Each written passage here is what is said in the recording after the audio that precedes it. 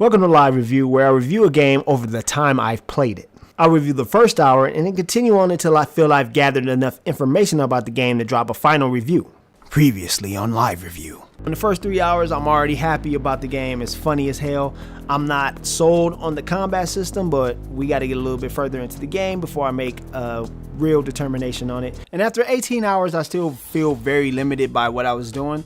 After a while, I decided to put my character as pretty much a support character because so many of the moves decided that you had to be close enough to do certain amount of moves and do so much damage. I never felt like I could get a good class system going for my character where he was able to do damage without the rest of the team getting destroyed. So I usually had a tank brawler and range character, and then my character would provide support as in super heals or whatever protection was possible. But I never felt that my character was going to get out there into the mix without somehow leaving it behind with the other characters, because there are a lot of characters, but a lot of the other characters that have to do with range and support don't have enough utility. The only characters I saw that had good utility was Tweak and Jimmy. Jimmy has a knockback, he can turn invisible, and he also has a heal. He also has 2 long range attacks that can put him at the end of the board if necessary. Tweak, on the other hand, can freeze people, and he also has a heal that he can use from a good range. So he's a good background character as opposed to many of the other characters, like, let's say, Kyle, for example. Kyle has long range eyeball beams, and he has a protection kite.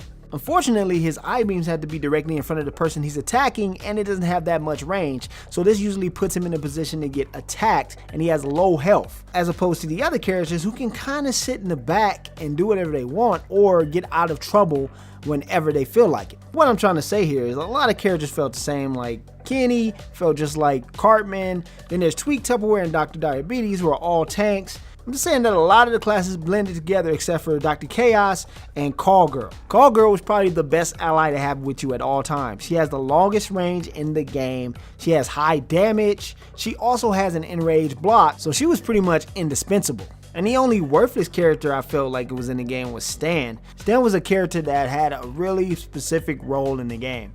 He has this really long range knockback that he can hit from both sides, but then most of his attack moves are angular, and he wasn't really a good fit for most combat situations. Overall, my character just spent most of his time putting shields over people and attacking from afar when he could get the chance. Also felt like the game leaned too much on its melee moves, the range and status effect moves. It felt like you couldn't get enough mods to get the distinct kind of character you wanted, which sucks. In the end, I don't hate the combat system. It has some interesting rush elements, like when you run away from spontaneous brute and things like that. But I just feel like it needs to be more fleshed out for the next game, because there are CRPGs out there that make this game look foolish. But for the casual player, this seems like it's good enough to struggle through, even if it's not particularly the most fun. It's mostly average combat-wise. Time fart powers are also a big part of the game. You'll use them to negate people's turns and beat the living crap out of a boss without them being able to do a thing about it.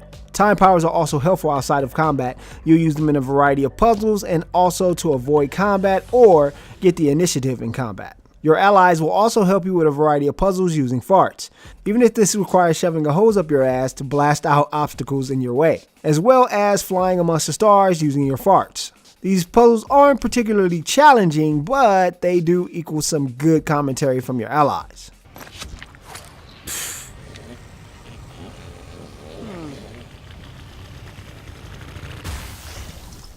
Your ass is awesome, dude.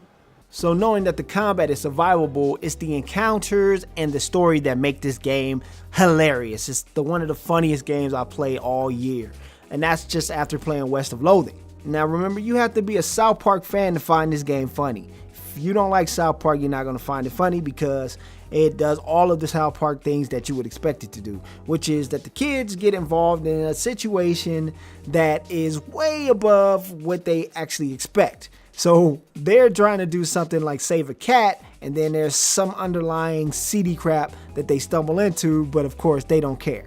Like always, South Park touches on real issues and makes a parody of all of it. There's plenty of cool ass character cameos from the South Park show, as well as a lot of really dark humor that you'll absolutely love if you are a fan of South Park.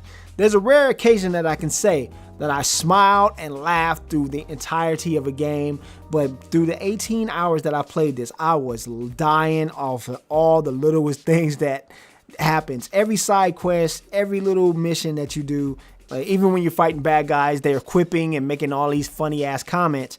Laugh riot. It actually gets you through the combat because the combat, as I said, is average. So just listening to these kids argue over funny ass shit is amazing. And so far for what's there, the perfectly captured essence of the show and the hilarious jokes and a little bit of an average combat system. If you can get over the combat system, there's a lot of customization in this game. Not much for black people, but a lot of customization for pretty much costumes, faces, beards, etc. There's even a little DNA thing that you can apply later on in the game that changes your stats based on the different DNA profiles, as well as artifacts and so much more. This game is great. If you're interested in South Park at all, go ahead and pick it up if you want to laugh your ass off. And it's up to you if you want to pay $60 for it. It's not my wallet. This has been Live Review. Peace.